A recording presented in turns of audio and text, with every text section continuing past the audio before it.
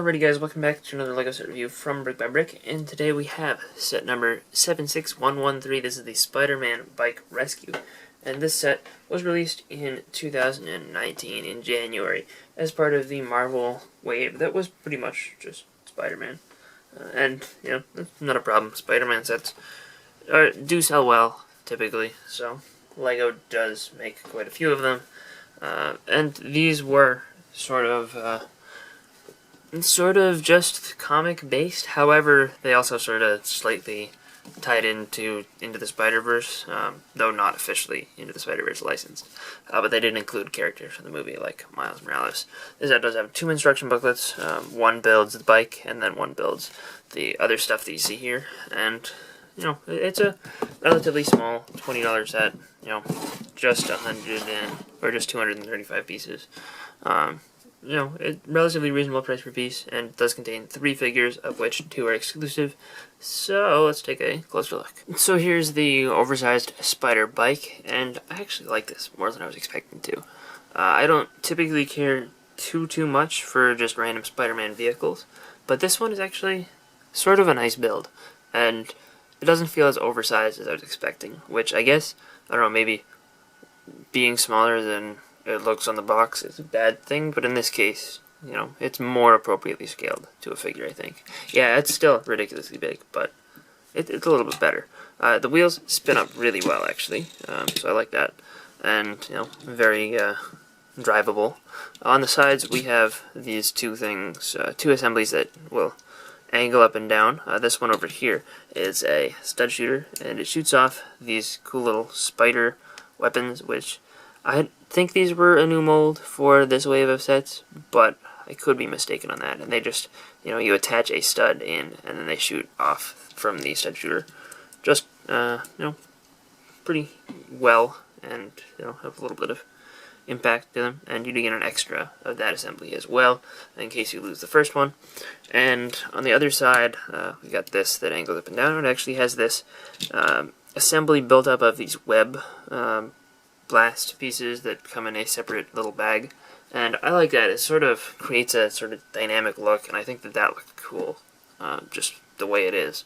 So, I don't know, I like the way this comes out. If you don't like it, and if you don't want it to be shooting out all the time, just remove it. It's super easy, and, you know, I think it only adds to the set. From the back here, we've got a sticker used to create a sort of webbing pattern. And we have a sticker up here with the spider logo, and that's all the stickers they use on this. So, doesn't rely too heavily on stickers. That's good. And it does get a good amount of both red and blue on here. And this back section is angled up here just by being on a slope, and it does have a panel piece that you stick the legs of the figure around, and you sort of pose him up like that. He does look a little bit weird from the front. You can sort of change the angle around by not having him all the way down in the seat to make him look a little bit more forwards, like that. And that position, I think, is good, but he's really not using the panel piece for that. So, you know, kind of depends on which angle you want it to make sense from. I think that this angle makes a little bit more sense for the figure, and that gets a good look, but, you know, you can pose him on there however you'd like. Does also use one of these car front pieces in plain red. Those are like, they use those for the like Pixar Cars characters. And this is just a recolor of that. And then you have R2-D2 heads. Just kind of give it a good little sort of engine look up at the front. And overall, I think that this build is far superior to what I was expecting it to be. We do also have this little sort of computer display. I don't know what the significance of this build is. It can sort of be whatever you want it to be. It does include several of these printed 1x2 caution stripe tiles, as well as these computer screen pieces that just have stickers on them, and you can angle those up and down. They don't go further back than that, which is appropriate. I think that's a good angle for them to be at. You have some warning lights, which those are nice pieces in orange, as well as this right here is a sticker, and those are stickers too, if I didn't say that. But just spinning it around the back doesn't look too great from back here, and you do have some weird colors like teal and green showing up. It's nice to get teal 1x2s, just, you know, expanding the number of teal parts you can get. These ones up here that were a little bit weird because they are just sort of out of place, but from a straight-on front view it looks good. And the play feature here is that you can push down on this caution stripe tile in the back, and nothing happens. There we go, like that. And you're supposed to do it pretty hard in order to get those to go flying out. And I don't know what these are supposed to be, but I think it's some sort of energy source or battery, and you're like shutting down this computer. I don't know. And these are metallic silver grill slope things, and those are nice pieces as well. But overall, this little build is just a computer, sort of a location for you to battle. And there are 2 studs there, so you can put Carnage on here. And I don't think this will knock him off. Maybe if I do it hard enough, it will. Oops. Let's see if we can knock Carnage off with this play feature. No, doesn't look like it. Maybe if you attach him just loosely onto the studs and don't like fully stick him down. Sort of, maybe. I don't know. You can probably mess around with this and find some way to make the play feature allow you to battle Carnage here. They do also mention that this power generator, which I guess is what the description says that is, so I probably should have looked at that again first. And those are supposed to be like the power generators themselves, so I guess the goal of this is to shut down the power here.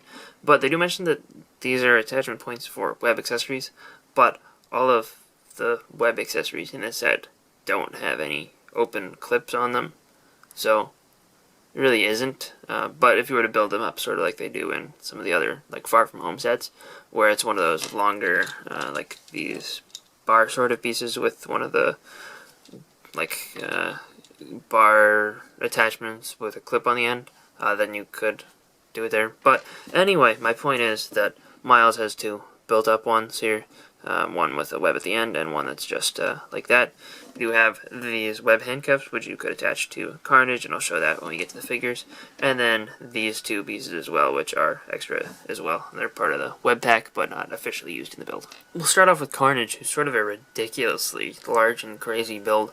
He's got these tentacles that you can angle about. You can pull them back and forth. You can twist them there as well to get all sorts of angles. You can't like move them up and down this way, because they are on one of these Outrider back attachments, so there's that. But overall, I do think that this gets a pretty good look across, and I'm a fan of the way that it turned out. I think in order to see the detail on this figure, we're going to need to turn him a little, but he does have a hand attachment as well, attached the same way that they do webs for Spider-Man, with that hand accessory bracket piece with a stud on it, but he does have one in both hands. There are 3 each of these monkey pieces, as well as just the standard claw teeth things for this guy. And these red, I don't know what to call them, but these pieces are exclusive to this set so far. And with all that removed, we do get a better look at the exclusive prints for Carnage here. Carnage did appear in one other set previously, and that was the Carnage's Shield Sky attack. And I believe that was a $15 set. It did also include a Miles Morales and a Carnage.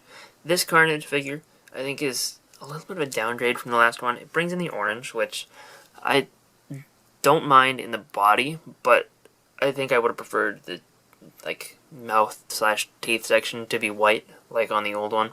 I think that face looked a little bit better, but the eyes here are cool, and the overall design of the veins and stuff is nice, but again, I think the old one was just slightly better.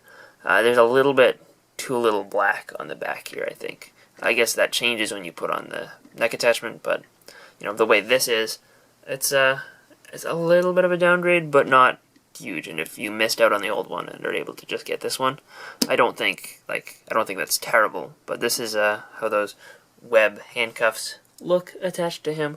And the old one did have arm printing too, which is a little bit of a missed opportunity here. I think that would have looked a little bit cooler. And maybe if they brought black into the arms, it would have sort of fixed my issue of this figure looking a little bit just too red. And here's a look at the new Miles Morales. I think that this, unlike Carnage, might be a little bit of an upgrade. They do kind of change the way that the eyes look just a little bit, but they have a little bit of shading going on there, a little bit of a gradient. That looks really cool. I like that. And the overall torso design is different.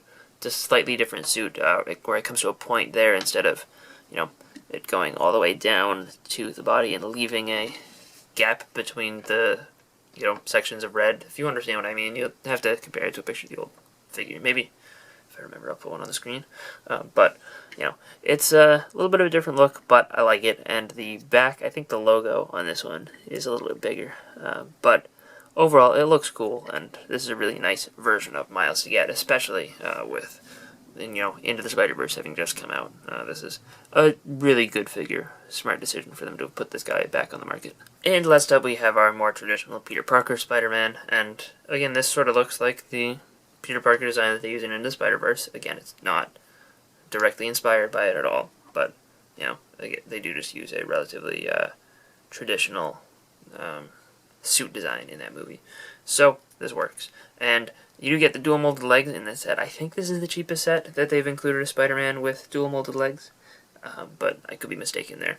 It is a good look though, and the dual molded legs do improve the figure. The torso is nice, and has a good level of blue and red there. I like having the blue arms, and the face print is good. The webbing is a little bit more subtle because it's just dark red and not black, unlike the original comic Spider-Man minifigure that lasted forever. And this was a new figure for this wave of sets, and it was really cool. I like it. I like the face print as well.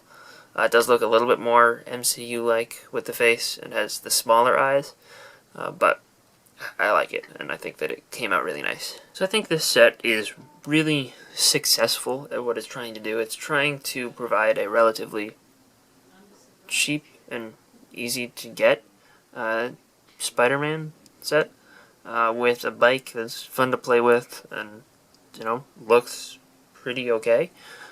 And as far as that goes, I think that it's pretty successful. It offers 2 exclusive figures. Miles is really good. Carnage is alright. And with the attachments and everything, it's definitely a very passable Carnage. I just personally subjectively prefer the original Carnage design. New Spider-Man is really good, and it's nice to get an update of that figure that we've been seeing forever. This is the first time I've gotten it, so it's still cool to me. And the dual molded legs, including them in a small set, is pretty good.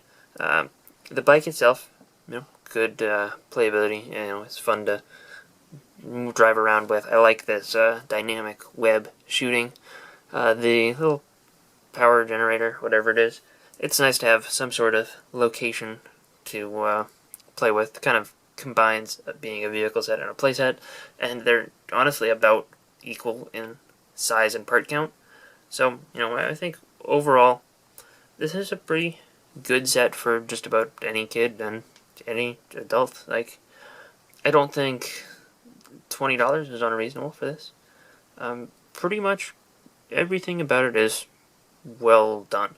Unless you're really, really, really tired of random spider vehicles, I guess maybe if you hate them that much, you can pass on this set. But I think that this one is sort of refreshing because it kind of attempts to be very simple, and it doesn't try to get too crazy with it. And you do also have the other Spider-Man, which doesn't have a bike at all, and worst comes to worst, you can take that apart and just use it for pieces. I still think that this power generator offers a little bit of just interesting playset build on its own. So anyway, hope you guys enjoyed this review. Let me know what you think in the comment section down below, and I'll see you guys all next time. Bye everyone.